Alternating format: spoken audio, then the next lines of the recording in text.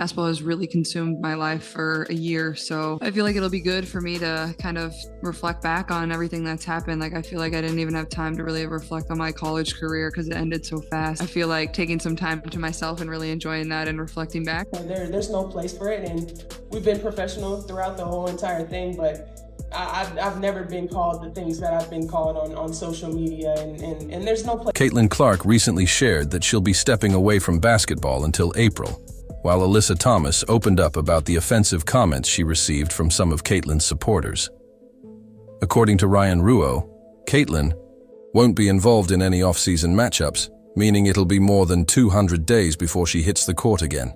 Allow me to publicly thank the Indiana Fever for putting up such a great fight tonight and for battling back again and again and again all season long. Let me thank Caitlin Clark and Aaliyah Boston and Kelsey Mitchell and all the rest for refusing to say die, refusing to lose, fighting back again and again and again, and playing at a much higher level than they should be at this stage and age. Was I ever entertained? In Caitlin Clark's most recent outing, she was knocked to the ground once again, yet no foul was called. It's puzzling how that didn't draw a whistle. Or perhaps it's not, given that the player on the floor was Caitlin Clark. Things that this group accomplished that, a lot of people probably didn't think was possible, one, to start the season, and two, after the start we had to the season. So, yeah, it'll definitely be probably a little weird for me over the course of the first couple weeks, and then I'm sure I'll get bored and pick up a basketball again. So, Alyssa Thomas expressed her frustration after the game, even though she played a major role in securing her team's victory. Her annoyance came from the way fans, particularly those supporting the Fever, treated her during the matchup. What's notable is that she didn't react when Angel Reese took her down earlier, but the outcry was much louder when Caitlin was involved. We don't want fans that are going to degrade us and call us names. I mean, we already see what's happening in the world and what we have to deal with in that aspect. And, we come to play basketball for our job and it's fun, but we don't want to go to work every day and have social media blown up over things like that. It's uncalled for, and something needs to be done, whether it's, them checking their fans or this league checking. There's no time for it. Caitlin Clark's move to take a break after her breakout WNBA season could prove pivotal in her career. With over 200 days until she competes again, both fans and analysts are speculating on how this pause might impact the Indiana Fever and the league overall. Choosing rest over overseas play or 3-on-3 events could signal a shift in her professional priorities. What this means for the WNBA's fan base and the broader future of women's basketball remains to be seen. After playing the equivalent of an NBA season, 81 games over 324 days totaling 2,150 minutes, Caitlin has clearly earned this time off, even if it caught some people off guard. Now has 761 points, breaking the record once held by Simone Augustus. However, there is a caveat. Augustus set the mark back in 2006 when the WNBA regular season was just 34 games. Clark broke the record in 39. Let's revisit Caitlin Clark's final outing. It wasn't just any matchup, but a playoff clash with everything on the line. Going up against a tough Connecticut Sun team, the Fever were clear underdogs. Still, Caitlin delivered in a big way, dropping 25 points and dishing out 9 assists. Anyone paying attention would have seen she could have had even more. She kept making precise passes that led to missed finishes. It wasn't about chance. It was a clear reflection of her awareness and ability to run the offense. She created the chances, it just wasn't her teammates' night to finish them.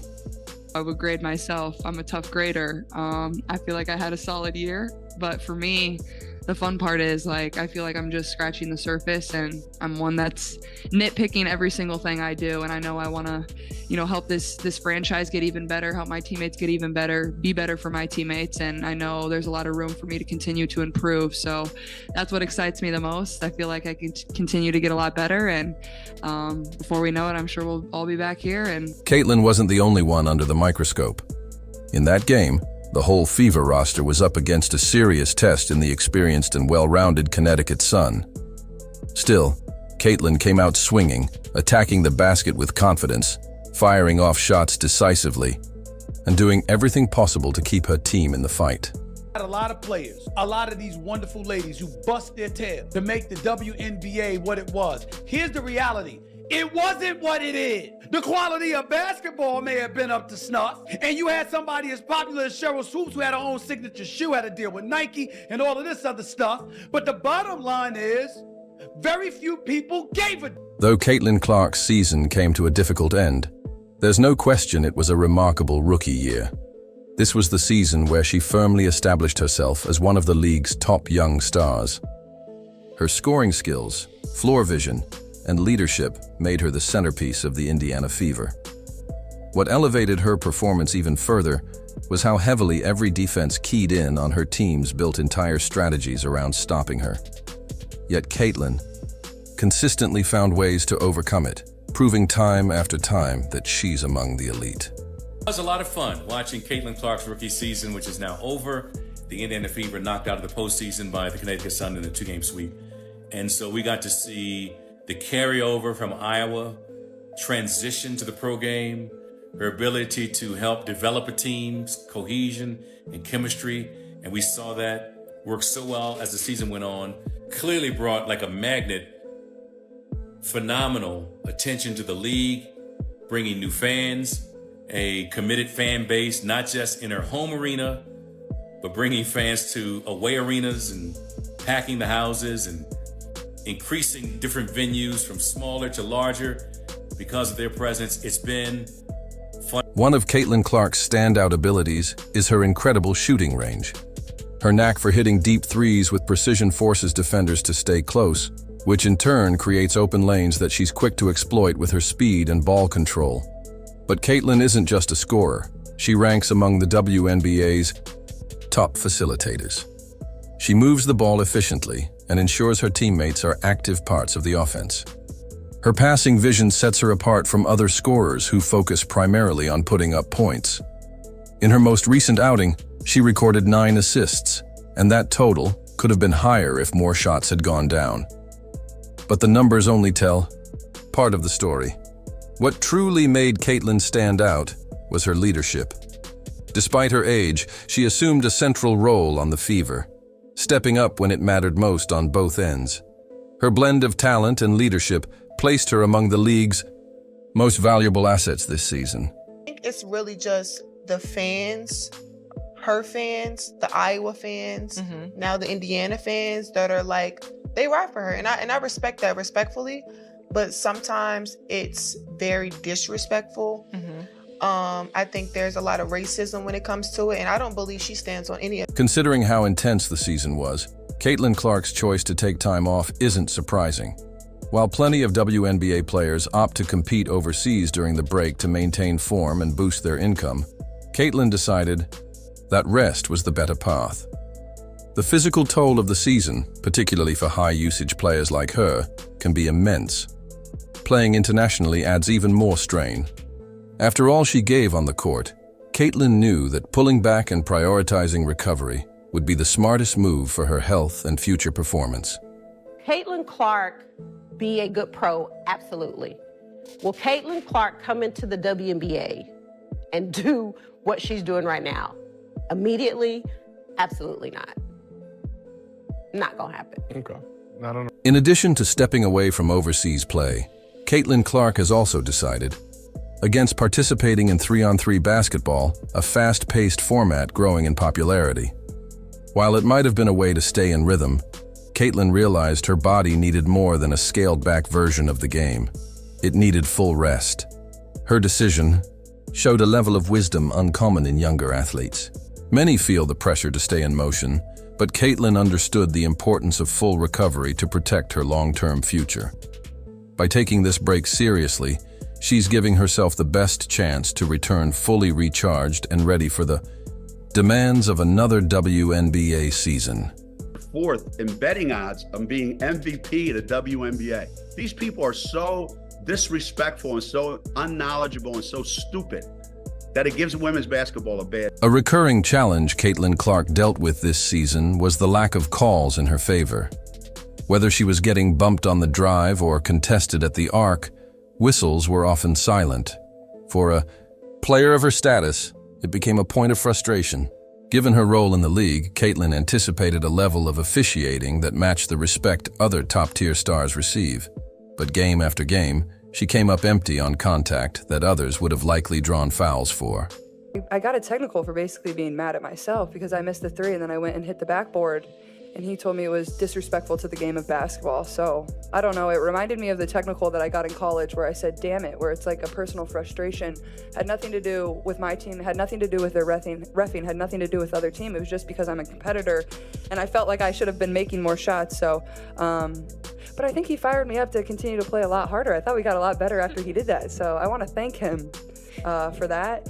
That same pattern played out during her final matchup with the Connecticut Sun. Time and again, Caitlin absorbed contact while driving, but the officials kept their whistles quiet. It echoed what had happened all season and didn't go unnoticed by fans, coaches, or commentators. For a player being heralded as one of the league's emerging stars, it was puzzling that she wasn't getting those calls. In both the NBA and WNBA, top-tier players like LeBron James or Aja Wilson tend to receive favorable treatment on drives, but Caitlin didn't get the same benefit, even on clear fouls. On top of that, she had to deal with a persistent heckler in the stands during that game. Though she stayed composed for most of it, the ongoing taunts finally led her to flag arena staff, who removed the disruptive spectator. It was one of the few times Caitlin's frustration showed publicly. Now that she's out of the postseason, the playoff picture looks different. Angel Reese, one of her biggest rivals, may face a less challenging road.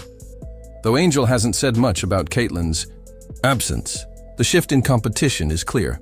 The Indiana Fever are out, and players like Aja Wilson now take center stage. Caitlin's exit hasn't just impacted her own team, it's reshaped the playoff narrative. Her debut season boosted league visibility, and without her, there's a noticeable void. For watching women's basketball right now, it all started from the national championship game, and I've been dealing with this for 2 years now. And understanding, like, yeah, negative things have probably been said about me, but honestly, I'll take that because look where women's basketball is. People are talking about women's basketball, but you never would think that we'd be talking about women's basketball. I'll look back in 20 years and be like, yeah, the reason why we watching women's basketball is not just because of one person, it's because of me too, and I want y'all to realize. Caitlin Clark drew record-breaking viewership, turning her games into must-watch moments for basketball fans. Now that she's not on the court, the WNBA faces the challenge of maintaining that excitement. While the league has made major progress in outreach and growth, Caitlin was at the heart of that momentum. Without her signature highlights each night, there's understandable concern about whether fan engagement and viewership will remain at the same level, even as the WNBA continues pushing forward. People don't understand, like, if they think it's personal, but when I get between the lines, if friends or anything, if my teammate right here went to play for another team, I'm going to be competitive, I'm going to talk trash to her just because I'm super competitive and that's what we do. But off the court, we're going to kick in and have fun. So I think that's a part of the game, and just trying to normalize, like, trash talking is okay, but not taking it personal off the court. And obviously that has become a thing, and people are just trying to make it seem like it's something. But I love Caitlin, I love her game, and I admire everything that she's done. Caitlin Clark's impact on the league extended far beyond stats. She became a cultural force who brought a surge of excitement and new followers to the WNBA. Now that her season has ended, it's not just the Indiana Fever who feel her absence. The entire league does. Caitlin reignited an energy that had been missing, and her departure leaves a gap. Still, one thing is certain: she won't stay out of the spotlight for long. Her relentless drive, focus, and pure skill suggest she'll come back even stronger. When she returns next season, expect her signature energy to light up arenas again, and fans will be waiting. If you enjoyed this, don't forget to hit like and subscribe. More content is just a click away.